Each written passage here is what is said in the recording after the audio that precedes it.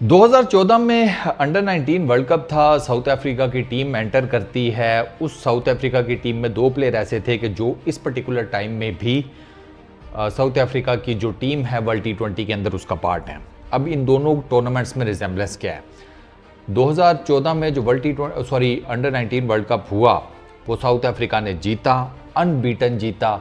और जो दो खिलाड़ी थे वो कौन थे? पहला नाम एडन मार्करम जो कि कप्तान थे उस पर्टिकुलर टाइम में भी साउथ अफ्रीका की टीम के और अब भी हैं। दूसरा नाम है रबाडा का। मार्करम ने रबाडा को वहाँ पर भी अपने साथ खिलाया, यहाँ पर भी अपने साथ खिला रहे हैं, डिस्पाइट द फैक्ट के 2 साल पिछले T20 इंटरनेशनल में रबाडा के कुछ ज़्यादा अच्छे या ज़्यादा इंप्रेसिव नहीं गए, लेकिन उसके साथ कैरी किया। ये विकेटें रबाडा को सूट कर गई, वो 10-12 विकेटें लेकर बैठा हुआ है। अच्छा, वो तो टूर्नामेंट अंडर 19 का वर्ल्ड कप साउथ अफ्रीका ने जीत लिया था 2014 में, लेकिन अब क्या वर्ल्ड T20 वो जीत पाएंगे? ये मेजर क्वेश्चन है। और उनका मुकाबला किससे होगा, इंडिया या इंग्लैंड? जो मौसम की सूरत हाल है, जो ग्राउंड की सूरत हाल है, और जिस हिसाब से as per Michael Vaughan ICC ने ये टूर्नामेंट प्लान आउट किया, तो इंडिया ही फाइनल में नज़र आता है। अच्छा, अब साउथ अफ्रीका के पास एज क्या है? साउथ अफ्रीका के पास एज उनकी बॉलिंग है। उस जिस किस्म की पिच आज हमने देखी against south Africa versus Afghanistan वाले मैच में, तो अगर इस किस्म की कोई पिच हुई, साउथ अफ्रीका टॉस जीत गया और उन्होंने कोई पहले बॉलिंग शॉलिंग कर ली, तो फिर वो टीम इंडिया को लिटाने की फुल कैपेसिटी रखती है, क्योंकि उनकी जो पेस अटैक है ना, अभी तक साउथ अफ्रीका, याद रखिएगा, सिर्फ अपनी बॉलिंग की वजह से जीतता आ रहा है। मैक्सिमम नंबर ऑफ मैचेस उन्होंने डिफेंड किए, लो स्कोर्स डिफेंड किए हैं।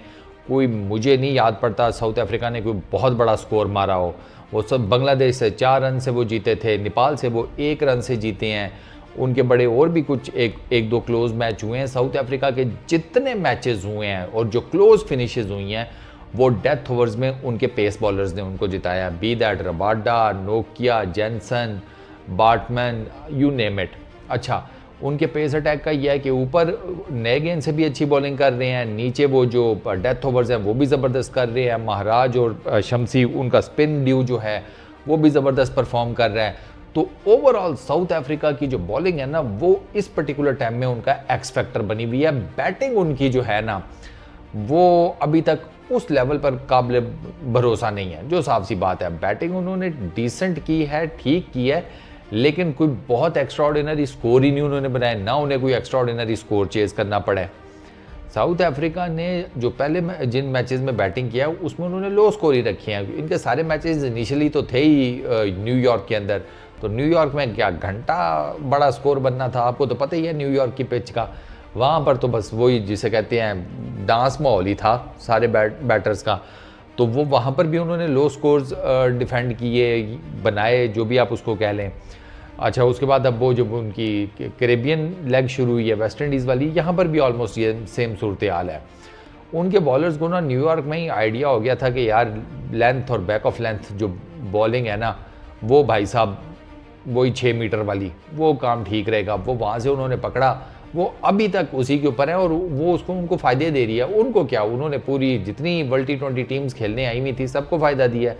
Length bowling, back of length, बस वो जिसे कहते हैं 6 मीटर की फासले पर फेंको, उसके बाद पिच जो है वो आपको अपना काम खुद ही कर देगी। अब ये जो आज वाली पिच है, इसका वेरिएबल जो बाउंस है वो आप देख लें, तो इस किस्म की अगर कोई विकेट इनको मिल गई, इनका हल्का फुल्का सा भी दिन हुआ, तो साउथ अफ्रीका का जो पेस अटैक है ना, उसमें तो फुल टाइम कैपेसिटी है, वो इंडिया को डोमिनेट कर सकता है। क्योंकि इंडिया के ऊपर जो है ना,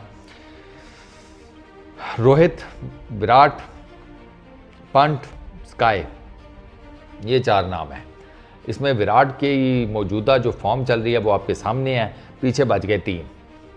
अगर विराट रन करते हैं तो वो एक अलग चीज़ है, लेकिन विराट को ये विकेटें आपके सामने ही है उनकी सूरत हाल, तो वो बाकी फिर 3 रह गए। अब वो 3 अगर जल्दी गिर गए तो फिर रोला है। वो अफगानिस्तान वाली एपिसोड रिपीट भी हो सकती है। अफगानिस्तान ने भी तो 3 जल्दी आउट कर लिए थे, लेकिन अफगानिस्तान सूर्या कुमार यादव को नहीं पकड़ सका। तो अगर साउथ अफ्रीका अगर पकड़ लेता है समहाउ द अदर, तो फिर उनका बड़ा स्ट्रॉन्ग चांस है कि वो फाइनल में इंडिया को हरा सकते हैं। मैं इंडिया इसी वजह से बार बार कह रहा हूँ, क्योंकि अभी तक की जो सूरत हाल है ना, उसमें इंडिया ही फाइनल में जाता हुआ नज़र आ रहा है, क्योंकि वहाँ पर लगी हुई है बारिश और वहाँ पर काफ़ी बुरे फ़िलहाल हालात हैं। वो कैसे, वो मैं आपको नेक्स्ट वीडियो में बताता हूँ। तो मेरे नज़दीक तो I really don't think so कि ये कोई जैसे कहते हैं ना वन साइडेड अफेयर, अब नहीं। साउथ अफ्रीका की बॉलिंग को ओवरऑल देखने के बाद, प्लस जिस किस्म का काम उन्होंने अफगानिस्तान के अगेंस्ट किया, अफगानिस्तान की कोई छोटी मोटी बैटिंग लाइनअप नहीं है, ठीक ठाक तगड़ी किस्म की बैटिंग लाइनअप है, लेकिन उन्होंने भाई साहब उसके पर खच्चे उड़ाकर रख दिए और अनबीटन आ रहे हैं। दो ही टीम्स हैं जो अभी तक अनबीटन है, एक इंडिया, दूसरी साउथ अफ्रीका। एक फाइनल में आ गई है, दूसरी का फैसला हो जाएगा कुछ ही घंटों बाद, तो फिर उसके बाद आप देखेंगे फाइनल में जनाब दोनों अनबीटन टीम्स को एक दूसरे का सामना करते हुए, और फिर आई रियली डोंट नो क्या बनता है। अब मैं कुछ सर्टेनिटी से नहीं कह सकता, क्योंकि मैंने जिस किस्म की इनकी बॉलिंग की वो हालात देखी है ना साउथ अफ्रीका के, और ऊपर से जिस किस्म की माशाल्लाह से आईसीसी ने विकेटें बनाई हैं, जिस किस्म का बाकी माहौल माशरा है, तो अब यार आप कुछ भी एक्सपेक्ट कर लें, आई रियली डोंट नो। क्योंकि साउथ अफ्रीका की वो जो उन्होंने ये जो लेंथ पकड़कर मैंने वो स्टार्ट किया ना एक्सप्लॉइट करना इन कंडीशंस को, इन पिचेस को, ये अभी तक उनसे बेहतर मुझे कोई और करता हुआ नज़र नहीं आया। फ़र्द वाहिद के तौर पर हो रही हैं, लेकिन वो एक बड़े लेवल के ऊपर वो आपको नहीं नज़र आता। तो साउथ अफ्रीका की बॉलिंग इंडिया को प्रॉब्लम कर सकती है। क्या साउथ अफ्रीका 2014 के बाद कोई मेजर आईसीसी का टाइटल जीतने में कामयाब होगा या नहीं? चांसेस तो हैं, but you never know, cricket का क्या पता लगता है। Let's see. इस वीडियो में इतना ही, अपना बहुत ख्याल रखना, नेक्स्ट वीडियो में मुलाकात होगी। Peace out.